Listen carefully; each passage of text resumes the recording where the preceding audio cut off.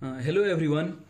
आजलाई हामीले यो भिडियोमा ग्रेड 12 को फाइनल अकाउंट को चौथो अकाउंट बैलेंस शीट चौथो र फाइनल हामीले यो भन्दा पहिला सेकेन्ड भिडियोमा ट्रेडिङ अकाउंट पढ्यौं, थर्ड भिडियोमा चाहिँ प्रॉफिट एन्ड लस अकाउंट र फोर्थ भिडियोमा profit and loss appropriation account हामीले पढिसकेका छौं। यो भिडियोमा बैलेंस शीट पढ्दै छौं।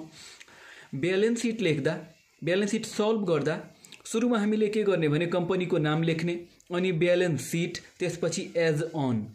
याद राख्नु होला, ट्रेडिङमा पीएल अकाउन्टमा र पीएल एप्रोप्रिएसन अकाउन्टमा हामीले यहाँ लेख्ने गर्छौं फर द इयर इन्डेड वा इयर इन्डिङ, तर बैलेंस शीटमा एज अन लेखिन्छ किनभने बैलेंस शीट एक्ज्याक्ट डेटमा बनाइन्छ। बैलेंस शीटमा एज अन। बैलेंस शीटमा डीआर सीआर लेख्ने हैन, यहाँ पार्टिकुलर्स लेख्ने हैन। यता लेख्छौं राइट साइडमा एसेट्स र लेफ्ट साइडमा क्यापिटल एन्ड लायबिलिटीज। बैलेंस शीटमा डीआर र सीआर लेख्दैनौं, तर बुझ्नलाई के बुझ्नु पर्यो भने यो एसेट्स भनेको डेबिट हो, यताको क्यापिटल एन्ड लायबिलिटीज भनेको क्रेडिट हो। अरूमा ट्रेडिङमा पीएलमा पीएल एप्रोप्रिएसनमा लेफ्टतिर डेबिट राइटतिर क्रेडिट हुन्छ भने बैलेंस शीटमा डेबिट र क्रेडिट लेख्नु चाहिँ हुँदैन, तर बुझ्नु पर्यो यो एसेट्स भनेको डेबिट हो, क्यापिटल एन्ड लायबिलिटीज क्रेडिट हो भनेको डेबिट, यो लेफ्ट साइड चाहिँ क्रेडिट हो, राइट साइड क्रेडिट हो। अब हाम्रो क्वेशनमा कुनै कुरा बैलेंस शीटमा रेकर्ड हुने खालको दियो मानम र त्यो कुरा डेबिटमा दिएको छ भने एसेट्समा रेकर्ड गर्छौं, यदि त्यो कुरा क्रेडिटमा दिएको छ भने क्यापिटल एन्ड लायबिलिटीजमा रेकर्ड गर्छौं भन्ने कुरा सम्झिनु होला। अब हामी पुगौं क्यापिटल एन्ड लायबिलिटीज साइडमा। क्यापिटल एन्ड लायबिलिटीज साइडमा पुग्दाखेरि हामीले कसरी चाहिँ बुझ्ने भने यो टपिकहरुमा लेख्नु पर्ने हुन्छ। यो टपिकहरुमा लेखिएन भने फुल मार्क्स आउँदैन। हुन त कुनै कुनै टपिकलाई, एक दुईटा टपिकलाई एउटै टपिकमा पनि राख्न पाइन्छ, त्यो म अहिले भन्ने छु। क्यापिटल एन्ड लायबिलिटीज साइडमा सबभन्दा पहिला लेख्छौं शेयर क्यापिटल। यो शेयर क्यापिटल टपिकमा याद राख्नुस्, क्यापिटल एन्ड लायबिलिटीजमा हामीले लेख्दाखेरि अफ कोर्स क्रेडिट साइडबाट खोजेर लेख्ने छौं, क्वेशनको क्रेडिटबाट, किनभने यो हो नै क्रेडिट। अब त्यसमा पहिलो टपिक हुन्छ शेयर क्यापिटल। यो शेयर क्यापिटलमा अथराइज्ड क्यापिटल वा इस्युड क्यापिटल वा सब्सक्राइब्ड क्यापिटल वा कॉल्ड अप क्यापिटलहरु दियो भने यहाँ लेखेर त्यसलाई क्लोज गर्दिन्छौं। क्लोज गर्नुको मतलब हामीले पछि यो सब पैसालाई जोड्ने बेलामा यो पैसालाई जोड्दैनौं। धेरै जसो क्वेशनमा यो अथराइज्ड, यो इस्युड, यो सब्सक्राइब्ड, यो कॉल्ड अप क्यापिटलहरु दिएकै हुँदैन, त्यसैले यो कुराहरु लेख्नै परेन। अनि पेड अप क्यापिटल लेखेर हामीले लेख्छौं शेयर क्यापिटल अनि लेस गर्छौं कॉल्स इन एरियर, योबाट यो घटाएर यहाँ लेख्छौं। मैक्सिमम क्वेशनमा के हुन्छ भने यो शेयर क्यापिटलमा मात्र शेयर क्यापिटल भनेर दिएको हुन्छ भनेपछि हामीले शेयर क्यापिटल भनेर नाम दिन्छौं अनि तल लेख्छौं शेयर क्यापिटल, पैसालाई यहाँ लेखिदिन्छौं।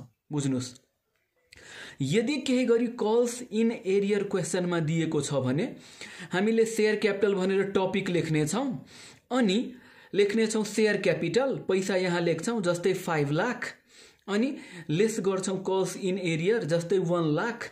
5 लाखबाट 1 लाख घटाएर यहाँ लेखिदिन्छौं 4 लाख। म फेरि रिपिट गर्दिउँ, यो शेयर क्यापिटलमा धेरै जसो केसमा मात्र शेयर क्यापिटल दिनेछ, त्यसैले यो शेयर क्यापिटल भनेर हामीले टपिक लेख्ने, तलतिर शेयर क्यापिटल लेख्छौं, पैसालाई डाइरेक्ट अमाउन्ट कलममा राखिदिन्छौं।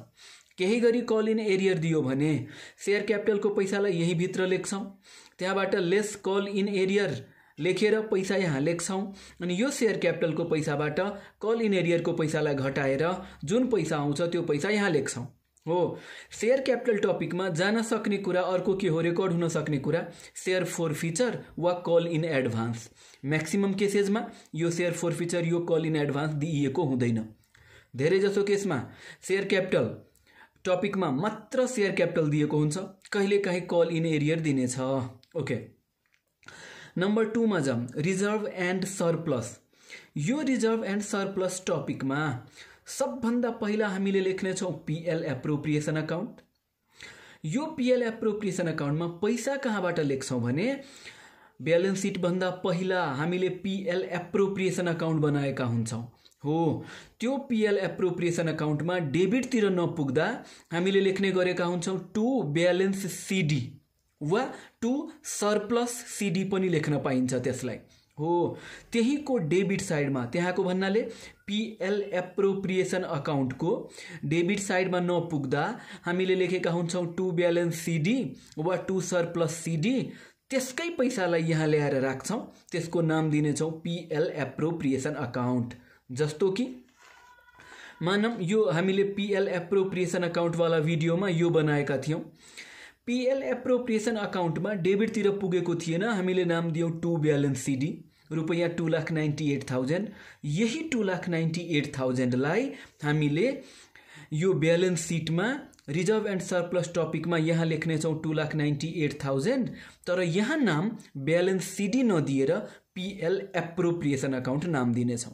ओके, यदि पिएल एप्रोप्रिएसन अकाउन्टको क्रेडिटमा नपुग्या भए हामीले यहाँ लेख्थ्यौँ होला बाई ब्यालेन्स सिडी। यो बाई ब्यालेन्स सिडी वाला पैसालाई हामीले एसेट साइडको मिसलेनियस एक्सपेन्डिचर टपिकमा गएर लेख्थ्यौँ होला, त्यो पैसालाई नाम पिएल एप्रोप्रिएसन अकाउन्ट नै दिन्थ्यौँ होला। भनेपछि यदि पिएल एप्रोप्रिएसन अकाउन्टमा डेबिटतिर पुगेन भने टु ब्यालेन्स सिडी लेख्छौँ, त्यसको पैसालाई यहाँ क्रेडिटमा लेख्छौँ। क्रेडिट भनेको त यो हो। पिएल एप्रोप्रिएसनमा डेबिटतिर पुगेन भने टु ब्यालेन्स सिडी लेख्छौँ, यो डेबिटवाला पैसालाई ब्यालेन्स सिटमा क्रेडिटमा राख्नु पर्यो।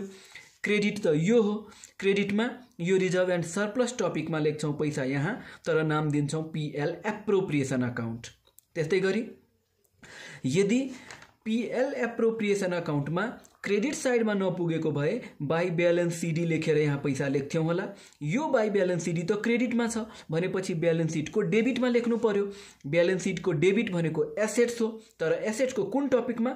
मिसलेनियस एक्सपेन्डिचर भन्ने टपिकमा पैसा लेख्नेछौँ, नाम दिनेछौँ पिएल एप्रोप्रिएसन अकाउन्ट। ओके, यो रिजर्भ एन्ड सरप्लस टपिकमा याद अर्को कुरा पनि के राख्नुस् भने यो general reserve, reserve fund, share premium जस्ता कुरा, यसलाई सजिलोको लागि कसरी याद राख्नु पर्यो भने हरेक रिजर्भहरू करिब हरेक रिजर्भ करिब हरेक फन्ड यही ठाउँमा रिजर्भ एन्ड सरप्लस टपिकमा रेकर्ड गर्ने। हरेक रिजर्भहरू, हरेक फन्डहरू। एउटा रिजर्भ फर ब्याड डेब्ट दियो भने त्यो चाहिँ पिएल अकाउन्टको कुरा हो।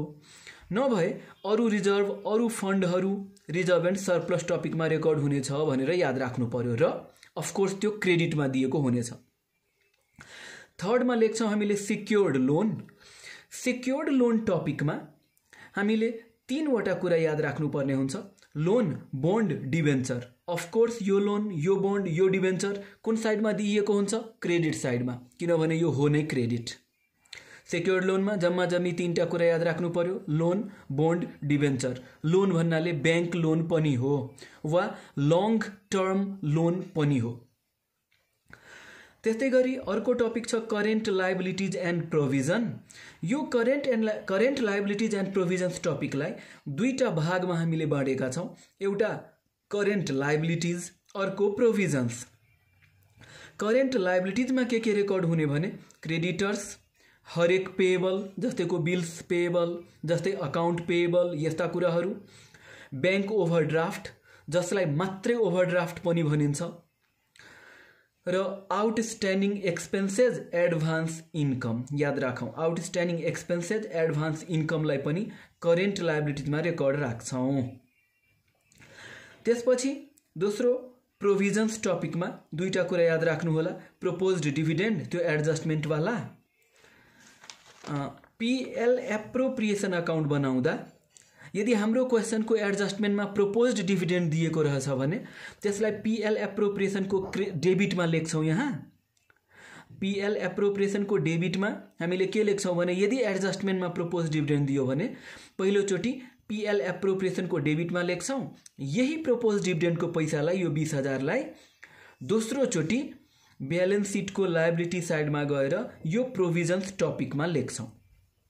अब सुन्नुहोस्, केहीजनालाई यो सबै टपिक यस्तै गरी याद गर्न गाह्रो लाग्यो भने तलतिरका यो जुन अनसेक्योर्ड लोन देखिको टपिक हो।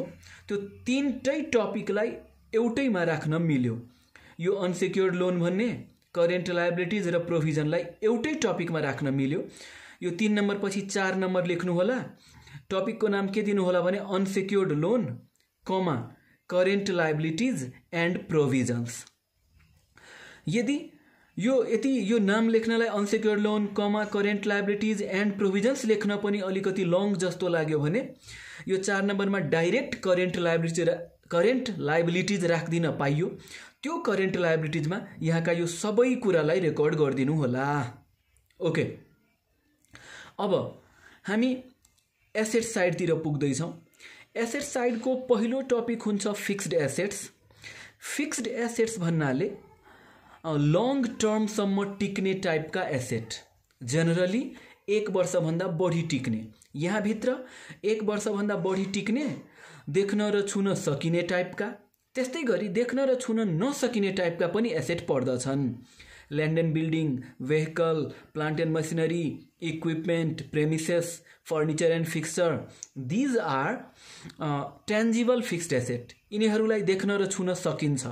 तर goodwill, patent, copyright, trademark, design, franchise agreement, these are intangible fixed assets. यिनीहरूलाई देख्न र छुन सकिँदैन। 2 नम्बरमा इन्भेस्टमेन्ट टपिकमा 2टा कुरा याद राख्नु होला। इन्भेस्टमेन्ट र गभर्मेन्ट बोन्ड। बोन्ड यहाँ पनि छ, बोन्ड यहाँ पनि छ। फरक के होला? फरक यो होला, एक त यहाँ मात्र बोन्ड छ, यहाँ गभर्मेन्ट बोन्ड। दोस्रो फरक के छ भने यो बोन्ड क्रेडिट साइडमा दिएको हुन्छ, capital and liabilities credit side हो। यो गभर्मेन्ट बोन्ड हाम्रो क्वेसनको डेबिटमा दिएको हुन्छ, गभर्मेन्ट बोन्ड डेबिटमा। अब करेन्ट एसेट्स भित्र क्याश पर्दछ। क्याश भन्नाले क्याश इन ह्यान्ड पनि हो, क्याश ब्यालेन्स पनि हो। ब्याङ्क पर्दछ, ब्याङ्क भन्नाले ब्याङ्क ब्यालेन्स पनि हो, क्याश एट ब्याङ्क पनि हो। डेटर्स पर्दछ, डेटर्सको अर्को नाम बुक डेब्ट पनि हो। म यहाँ लेखिदिइराखौँ, बुक डेट पनि हो, डेटरकै अर्को नाम बुक डेट। रिसिभेबलहरू, अकाउन्ट रिसिभेबल, बिल्स रिसिभेबलहरू करेन्ट एसेट नै हो। यो बुक डेट हो है, ब्याड डेट होइन। ब्याड डेट पिएलको डेबिटमा, तर बुक डेट एसेट साइडको करेन्ट एसेटमा, ब्यालेन्स सिटको एसेटको करेन्ट एसेटमा बुक डेट, त्यो भनेको डेटर हो। क्लोजिङ स्टक, यदि हाम्रो क्वेसनमा ट्रायल ब्यालेन्समा क्लोजिङ स्टक दियो भने त्यसलाई त एकचोटि मात्रै रेकर्ड गर्छौँ, तपाईहरुलाई थाहा छ। ट्रायल ब्यालेन्सवाला कुरालाई एक ठाउँमा मात्र रेकर्ड गर्छौँ। ट्रायल ब्यालेन्समा क्लोजिङ स्टक दियो भने यो ब्यालेन्स सिटको करेन्ट एसेटमा यहाँ राख्छौँ। क्लोजिङ स्टक, स्टकको अर्को नाम इन्भेन्ट्री पनि हो, याद राख्नु होला। मैले के भने ट्रायल ब्यालेन्समा क्लोजिङ स्टक दियो भने त्यसलाई एक ठाउँमा मात्र ब्यालेन्स सिटको करेन्ट एसेटमा मात्र रेकर्ड गर्नु होला। तर एडजस्टमेन्टमा क्लोजिङ स्टक दियो भने त 2 ठाउँमा रेकर्ड गर्नु पर्यो। पहिलो चोटि ट्रेडिङ अकाउन्टको क्रेडिटमा र दोस्रो चोटि ब्यालेन्स सिटको करेन्ट एसेटमा यहाँ रेकर्ड गर्नु पर्ला। फेरि भन्दिम, ट्रायल ब्यालेन्समा क्लोजिङ स्टक दियो भने ट्रेडिङ अकाउन्टमा रेकर्ड नगर्नु होला, ब्यालेन्स सिटको एसेटमा, यो करेन्ट एसेटमा रेकर्ड गर्नु होला। आउटस्ट्यान्डिङ इन्कम, के कुरा बुझाम? आउटस्ट्यान्डिङ वा एडभान्स भनेको एसेट पनि हुन सक्छ, लायबिलिटीज पनि, याद राख्नुस् है। आउटस्ट्यान्डिङको मिनिङ हुन्छ बाँकी। बाँकी कुरा हामीले तिर्नु पर्ने पनि हुन सक्छ, हामीले पाउनु पर्ने पनि हुन सक्छ। यदि हामीले बाँकी कुरा तिर्नु पर्ने छ भने that is outstanding expense, current liability हो। यदि हामीले बाँकी पैसा पाउनु पर्ने हो भने द्याट इज आउटस्ट्यान्डिङ इन्कम, त्यसलाई हामीले करेन्ट एसेटमा राख्नेछौँ। आउटस्ट्यान्डिङ एक्सपेन्स भइदियो भने, हामीले तिर्नु पर्ने भइदियो भने करेन्ट लायबिलिटीज, हामीले पाउनु पर्ने भइदियो भने करेन्ट एसेट, यति याद राख्नु होला। यो आउटस्ट्यान्डिङ एक्सपेन्सेस हाम्रो क्वेसनको क्रेडिटमा दिएको हुन्छ, यो आउटस्ट्यान्डिङ इन्कम हाम्रो क्वेसनको डेबिटमा दिएको हुन्छ। ओके, त्यस्तै गरी स्पेयर पार्ट्स भनेको लुज टुल्स पनि करेन्ट एसेट हो, मार्केटेबल सिक्युरिटी पनि करेन्ट एसेट नै हो। अब लोन एन्ड एडभान्स टपिकमा हामी पुग्यौँ। लोन एन्ड एडभान्स टपिकमा दुईवटा कुरा याद राख्नु पर्ला। एउटा एडभान्स एक्सपेन्सेस, हुन त जब म एडजस्टमेन्टका कुराहरू अबको भिडियोमा राख्नेछु त्यहाँ एडभान्सका अरू नामहरू लेख्नेछु, आउटस्ट्यान्डिङका अरू नामहरू लेख्नेछु। अहिलेलाई के बुझौँ, एडभान्स एक्सपेन्सेसलाई यो लोन एन्ड एडभान्स टपिकमा राख्नु पर्यो हामीले। यो एडभान्स एक्सपेन्सेस हाम्रो क्वेसनमा डेबिटमा दिएको हुनु पर्यो, किनभने एसेट भनेकै डेबिट हो। दुईटा कुराको बारेमा म अलिकति राम्ररी बुझाऊँ। एउटा आउटस्ट्यान्डिङ, अर्को इन्कम। ओके, हेर्नुहोस्, एउटा आउटस्ट्यान्डिङ र अर्को एडभान्स है। फेरि भनौँ, म दुईटा कुरा बुझौँ। एउटा आउटस्ट्यान्डिङ, अर्को चाहिँ एडभान्स। आउटस्ट्यान्डिङका अरू नाम, एडजस्टमेन्टको कुरा नेक्स्ट भिडियोमा सिक्दा हामीले सिक्नेछौँ। एडभान्सका पनि अर्को नाम एडजस्टमेन्टवाला भिडियोमा हामीले सिक्नेछौँ। अहिलेलाई आउटस्ट्यान्डिङ र एडभान्सको केसमा बुझ्नुहोस्, यदि आउटस्ट्यान्डिङ एक्सपेन्स दियो भने करेन्ट लायबिलिटी, एडभान्स इन्कम दियो भने करेन्ट लायबिलिटी, तर आउटस्ट्यान्डिङ इन्कम भन्यो भने करेन्ट एसेट, एडभान्स एक्सपेन्स भन्यो भने एडभान्सको लागि एसेट साइडमा छुट्टै आफ्नै टपिक छ, लोन एन्ड एडभान्स। भन्न खोजेको, यदि यो क्यापिटल एन्ड लायबिलिटिज साइडमा आउटस्ट्यान्डिङ वा एडभान्स लेख्नु पर्यो भने हामीले करेन्ट लायबिलिटी टपिकमा लेख्नेछौँ, तर एसेट साइडमा आउटस्ट्यान्डिङ लेख्नु पर्दा करेन्ट एसेट हो, एडभान्स लेख्नु पर्दा छुट्टै टपिक छ लोन एन्ड एडभान्स। ओके, एउटा कुरा, जसरी यो साइडमा क्यापिटल एन्ड लायबिलिटी साइडमा मैले के भनेको थिएँ भने यो 4 नम्बरदेखिका कुरा, यसलाई अनि यसलाई हामीले एउटै टपिक बनाएर राख्न सक्छौँ। यो 4 नम्बरदेखिका कुरा, भनौँ न 3 नम्बरभन्दा तलका कुरालाई एउटै टपिकमा पनि राख्न पाइन्छ, करेन्ट लायबिलिटिज भनेर। त्यस्तै गरी यो एसेट साइडका कुरालाई यो 3 नम्बर र 4 नम्बरको टपिकलाई एउटै टपिक बनाएर करेन्ट एसेट्स भनेर लेख्न पाइन्छ, कि त current assets comma loan and advance topic बनाएर राख्न पाइन्छ है। याद राख्नुहोला, जसलाई जसरी सजिलो लाग्नेछ त्यसरी लेख्नुहोला एक्जाममा। यो करेन्ट एसेट्स र लोन एन्ड एडभान्सलाई एउटै टपिक बनाएर राख्न पाइयो। यताका यो unsecured loan, current liabilities and प्रोभिजनलाई एउटै टपिकमा राख्न पाइयो। अब फेरि पुगौँ यहाँ 4 नम्बरमा लोन एन्ड एडभान्स टपिकमा।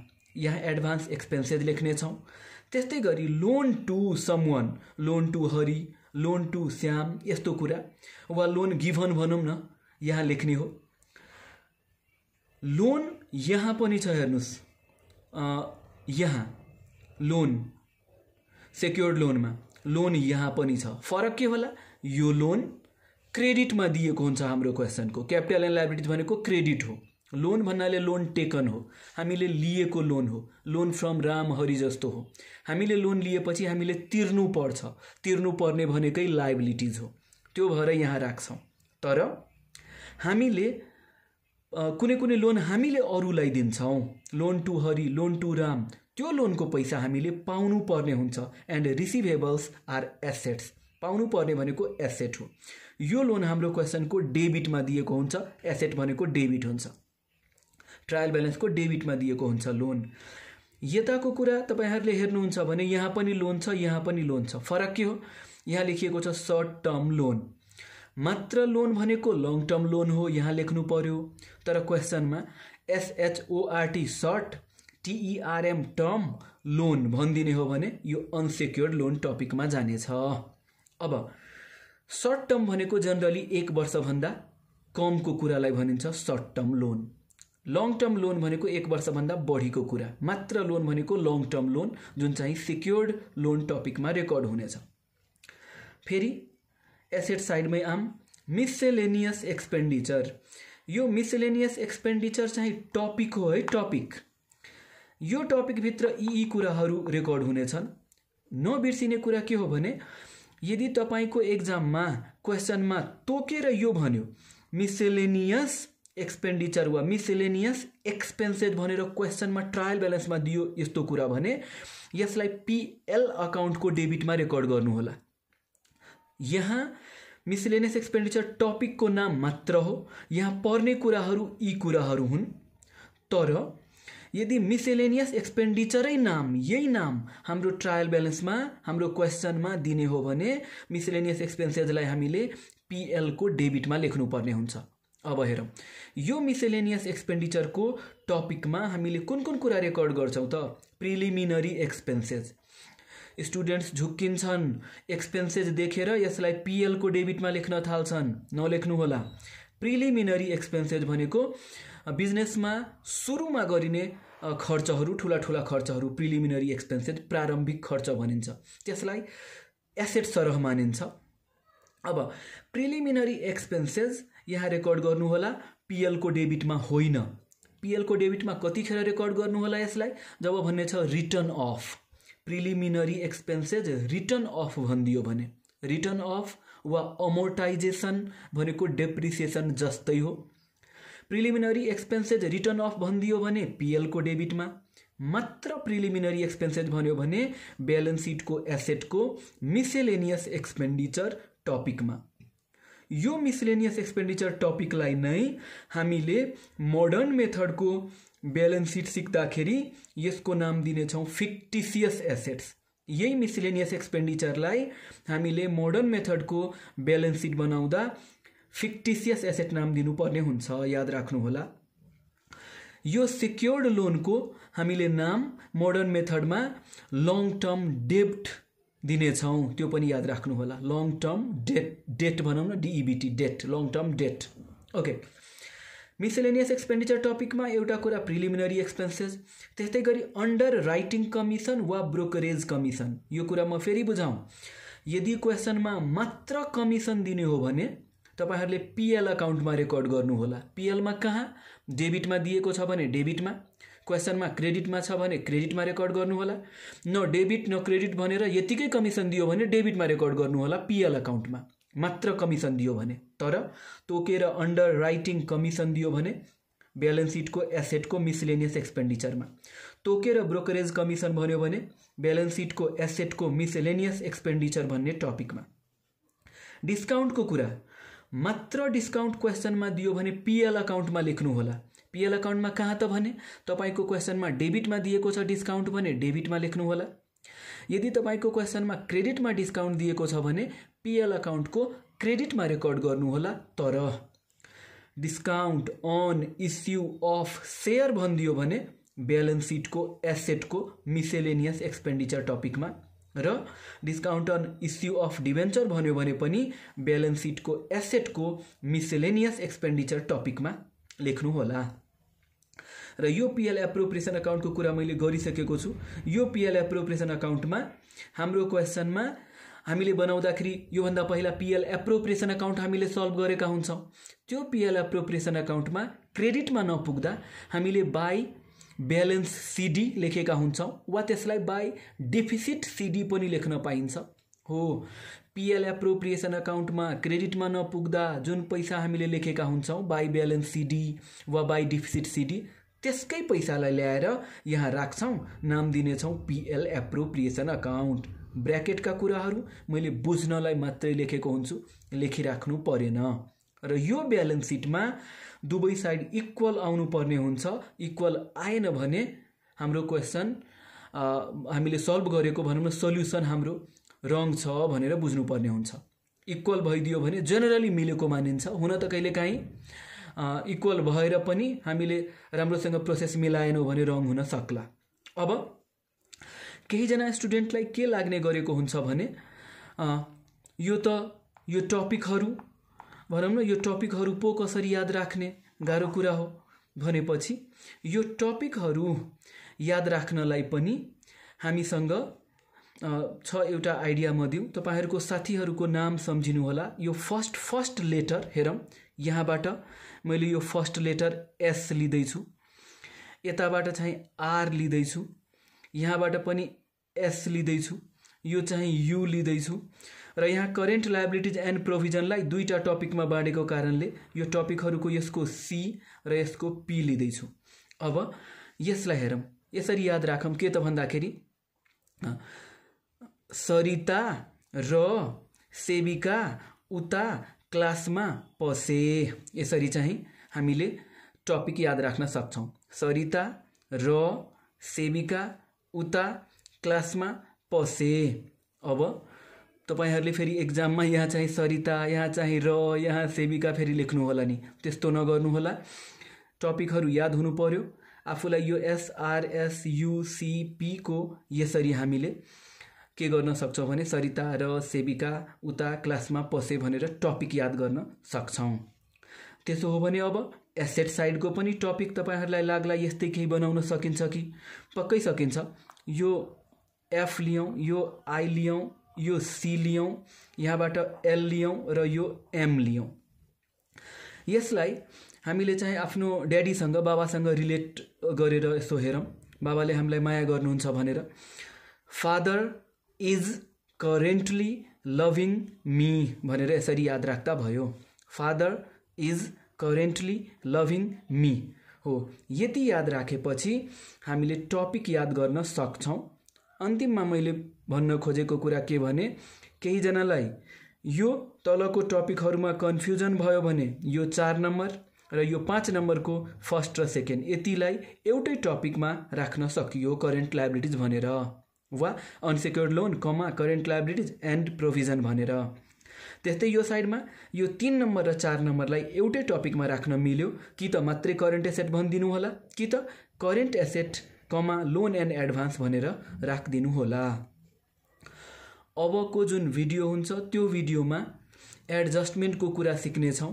त्यस्तै गरी हामीले एउटा क्वेशनबाट मैले trading account, PL account, PL appropriation account र ब्यालेन्स सिट पुरै नै मैले सल्भ गरेर तपाईहरुलाई देखाउने छु। आज यति मात्रै। Thank you very much everyone.